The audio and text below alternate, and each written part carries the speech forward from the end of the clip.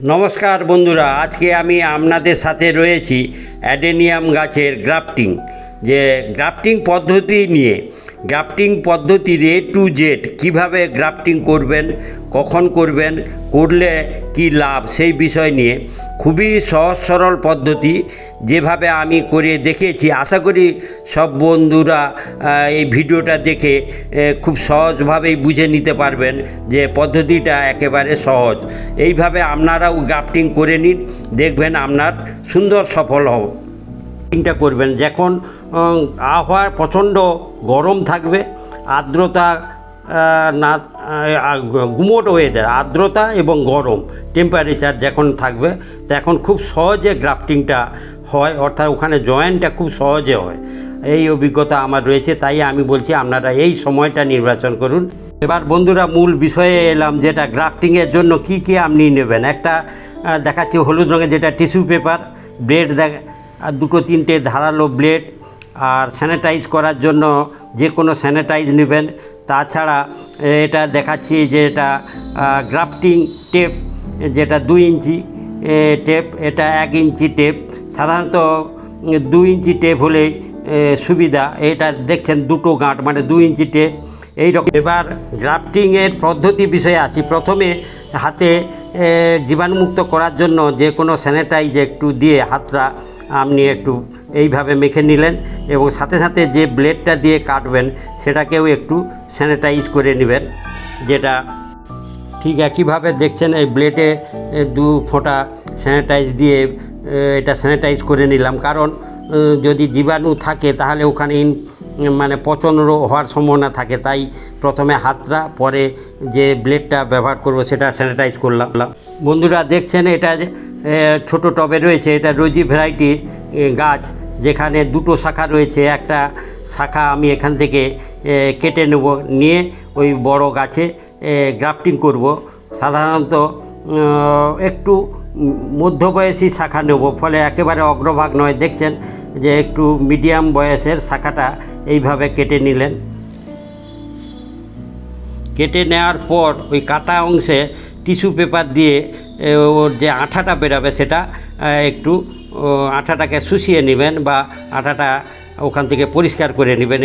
এরপর যে শাখাটা কাটছে এটা আপনার যে বিগ সাইজের যে অ্যাডেনিয়াম গাছ, ওই গাছের যেখানটা জয়েন করব এখানটা এটা কেটে আমি ফেলে দিলাম। ঠিক একইভাবে কাটার পরে এই অংশেও ওই রসালো অংশ আঠালো অংশটা বেরাবে, এটাকে আবার। বন্ধুরা এখন দেখছেন এটা রোজি ভ্যারাইটির যে শাখাটা, দেখুন 2টো পর্ব থাকবে, এই রকম 2টো পর্ব রয়েছে। এই রকম সাইজটা নির্বাচন করার পর তার উপর থেকে কেটে নেবেন, যেটা হাফ ইঞ্চির একটু বড় হবে, কিন্তু কখনো খুব বেশি হবে না। সর্বোচ্চ 2টো পর্ব থাকবে, আমি যেটা বলতে যাচ্ছি 2টো গাঁট থাকবে। এই রকম একটা সাইজের টুকরো আপনাকে কেটে নিতে হবে, এবং কাটার পর ওই কাটা অংশের টিস্যু পেপার দিয়ে তার রসটাকে আবার মুছে দিতে হবে। এইভাবে ওটা মুছে নেওয়ার পর তারপর বন্ধুরা ওটা আবার যে বিগ সাইজের যে অ্যাডেনিয়াম গাছ তার সঙ্গে দেখবেন কাছাকাছি মোটা দুটো প্রায় সমকক্ষ মোটা। এবারে বিগ সাইজে সেটাও আঠাটাকে বারবার টিস্যু পেপার দিয়ে মুছে নিয়ে তার উপর যে রোজি ভ্যারাইটির ছোট্ট শাখাটা সেটা বসাবো। বসানোর সময় যেতে না ভুলে যান, তাই আবার আমি দেখাচ্ছি ভি সাইজের, ভিটা নিচের দিকে থাকবে, অর্থাৎ গাঁটের যে সাইজটা সেখানে ভি শেপটা থাকবে, শেপটা নিচের দিকে রেখে ওটা এইভাবে ধরতে হবে, হাত দিয়ে শক্ত করে ধরার পর উপরে 2 ইঞ্চির যে গ্রাফটিং টেপ সেটা দিয়ে এইভাবে আস্তে আস্তে করে টান দিয়ে নিচের দিকে নামাতে থাকবেন। দেখবেন পুরো ওইটার কভার হয়ে ঢাকা হয়ে যাবে, এবং আস্তে আস্তে এইভাবে 2-3 বার ওটা জড়িয়ে তারপর ওখানটা একটা শক্ত করে বাঁধন দিয়ে দেওয়া। এবং ওখানে দেখবেন যে পুরো কাটা অংশটা ওই যে পুরো কাটা অংশটা গ্রাফটিং টেপের দিয়ে ঢাকা থাকলো, কখনো কোনোভাবে ওখানে আর ইনফেকশান হওয়ার সম্ভাবনা থাকবে না, পুরোটাই ঢাকা রইল। এবং বাইরে গিট এইভাবে বেঁধে দিলাম, ফলে কখনোই আর বাইরের আবহাওয়া ওইখানের সমস্যা করবে না। পুরো যে টেপের পেপার দিয়ে পুরোটা ঢাকা রইল। এরপর ছায়াযুক্ত জায়গায় রেখে দেওয়া, এবং বন্ধুরা, গ্রাফটিং করা গাছকে ছায়াযুক্ত জায়গায় 15 দিন রেখেছিলাম। তারপর আজকে 15 দিন পরে আপনারা খুলে দিবেন। এইভাবে সাবধানতার সঙ্গে খুলতে হবে। কেন খুলবেন সেটা বলছি।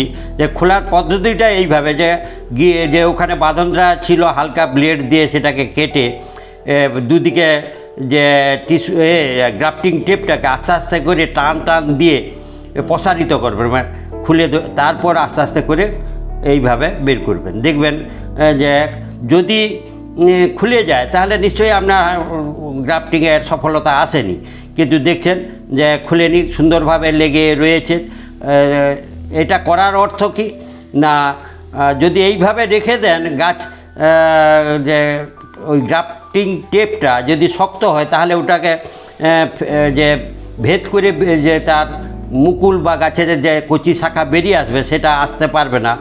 আর তার ফলে কি হবে, হয়তো নষ্ট হয়ে যেতে পারে, কারণ ওর ভেতরে হিউমিডিটি আছে, আর্দ্রতা থাকার জন্য ফলে সমস্যা হবে। সেই কারণে যে আমার বিচারে যে 10 থেকে খুব জোর 15 দিনের মধ্যে আপনারা না, যদিও কচি শাখা বের হয়, কিন্তু গ্রাফটিং টেপটা খুলে দিবেন।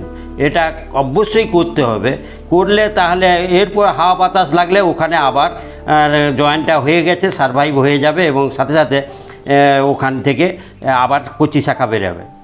খোলাটা খুবই সাবধানতার সঙ্গে করবেন। যদি আপনার গ্রাফটিংয়ের মানে জয়েন্টটা হয়ে যায় তাহলে খুলতে গিয়ে খুলে পড়বে না। আর ছায়াযুক্ত জায়গা রেখেই এই খোলার বিষয়টা হবে, কখনোই আর সেটের বাইরে আনবেন না। ছায়াযুক্ত জায়গায় রেখেই এই খোলার বিষয়টা হবে। এটা খুললে তাহলে কি না, স্বাভাবিক ওয়েদারে গাছের আবার যে বেড়ে ওঠার সেই বিষয়টা হবে এবং ওখানে আর যে গ্রাফটিংয়ের ভেতরে থাকার জন্য আর্দ্রতা বেশি থেকে নষ্ট হয়ে যাওয়ার বিষয়টা, সেটা হওয়ার সম্ভাবনা থাকবে না। তাই অবশ্যই 15 দিন গ্রাফটিংয়ের পর আপনার যে গ্রাফটিং টেপটা সেটা এইভাবে সাবধানতার সঙ্গে খুলে দিবেন। কিন্তু তারপরেও আবার 15 দিন ওই ছায়াযুক্ত জায়গা থাকবে এবং কখনোই যেন না আঘাত বা কোনো কিছু ওই জায়গায় লাগে, তাহলে জয়েন্টটা এখন ঠিকভাবে হয়নি, হয়তো 70-80% জয়েন হয়েছে, আরও যে 10-20% রয়েছে বাকি, সেটা মানে সুন্দরভাবে হয়ে যাওয়ার পর তারপরে গাছে ওই কাটা অংশ যেটা, সেই অংশ থেকে কচি শাখা বেরানো শুরু হবে। আর তখনই আপনারা একে পরিচর্যা করার জন্য যে নর্মাল যে আবহাওয়া, অর্থাৎ ছায়াযুক্ত জায়গা থেকে সরিয়ে এনে সূর্যের আলোর সংস্পর্শে রাখা, সেটা করবেন। তাহলে এখনও 15 দিন আপনার এই ছায়াযুক্ত জায়গায় এইভাবে রাখবেন এবং পরিচর্যার বিষয়, এরপরে কিন্তু জল দেওয়ার বিষয়টা করবেন। গাছে জল দেওয়ার ব্যাপারটা গ্রাফটিংয়ের পর কিন্তু কখনোই জল দিবেন না, এটা একটা পরিচর্যার বিষয়। যদি জল দেন তাহলে অতিরিক্ত জল চাপে ওই জয়েন্টটার সমস্যা হয়, জয়েন্ট হয় না, পচন হয়ে যায়। জল দিবেন না, কিন্তু গ্রাফটিং এই টেপ খোলার পর অবশ্যই গাছে জল দিয়ে পরিচর্যা করবেন। বন্ধুরা, দেখছেন যে সেই বিগ সাইজের অ্যাডেনিয়ামে যে 15 রকমের রোজি ভ্যারাইটির গ্রাফটিং করেছিলাম, সেটার মধ্যে গ্রাফটিং টেপ খোলার পর আরও 15 দিন পরে আপনাদের সঙ্গে আমি আপডেট নিয়ে শেয়ার করছি। দেখুন যে খুলে দেওয়া যে রোজি ভ্যারাইটির কাটা অংশগুলো থেকে দেখুন কিভাবে আবার তরতাজা হয়ে কচি শাখা বেরিয়েছে।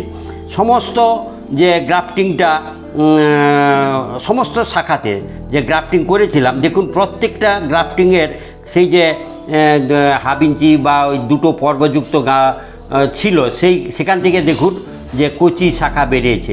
এটা নিশ্চয়ই আপনাদের এইভাবে উৎসাহিত করবে যে খুবই সহজ সরল একটা পদ্ধতি, যে গাছের অ্যাডেনিয়াম গাছে সহজে গ্রাফটিং করে আপনার পছন্দ মতো রোজি বা সিঙ্গেল ভ্যারাইটি গাছকে আপনি বাড়িয়ে তুলতে পারেন, বা গাছের সৌন্দর্য মাল্টি কালার করে সৌন্দর্য আরও বাড়িয়ে তুলতে পারেন।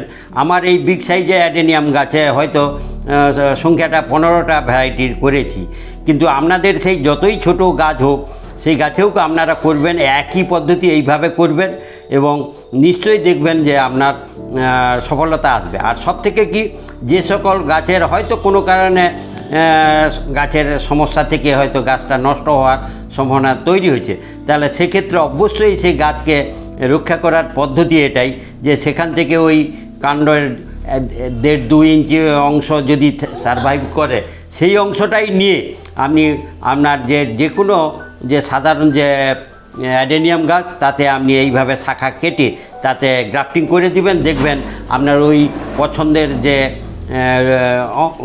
মানে রোজি ভ্যারাইটি বা সিঙ্গেল ভ্যারাইটির যে অ্যাডেনিয়ামটা সেটা কিন্তু এইভাবে রক্ষা করা যাবে।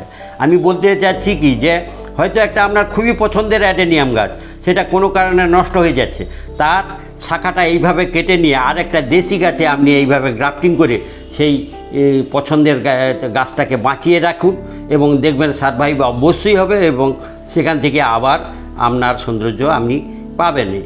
তাহলে এইভাবে আপনারা অ্যাডেনিয়াম গাছের A to Z যে গ্রাফটিং কিভাবে করা হয়, কখন গ্রাফটিং টেপ খুলব, তারপরে কি পরিচর্যা করব এবং কখন তাকে আবার সূর্যের আলোর মানে খোলা ছাদে রেখে স্বাভাবিক নিয়মে আবার পরিচর্যা করব, এই যে খোলা জায়গায় রেখেছি এরপর সূর্যের আলোয় বাড়িয়ে তোলার বিষয়টা এবার স্বাভাবিক অ্যাডেনিয়াম গাছের যেমন পরিচর্যা করেন একই পরিচর্যা করে দ্রুত তাদের শাখাগুলোর পাতার সংখ্যা বাড়িয়ে দেওয়া বা শাখার সংখ্যাটা আরও যাতে বড় হয় সেদিকে নজর দেওয়া, মানে এইভাবে গাছকে রক্ষা করা এবং মাল্টি গ্রাফটিং করে অ্যাডেনিয়াম গাছের সৌন্দর্যকে বাড়িয়ে তুলুন আপনারা।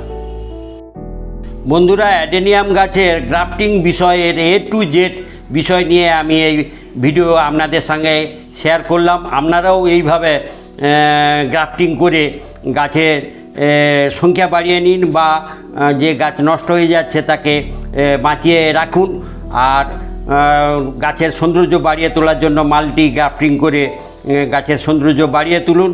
এই ভিডিওটি যদি আপনাদের ভালো লেগে থাকে তাহলে আপনারা নিজেদের মধ্যে পরস্পর শেয়ার করুন, কমেন্ট করুন, লাইক করুন আর সাথে সাথে বন্ধুরা সাবস্ক্রাইব করবেন। ধন্যবাদ বন্ধুরা।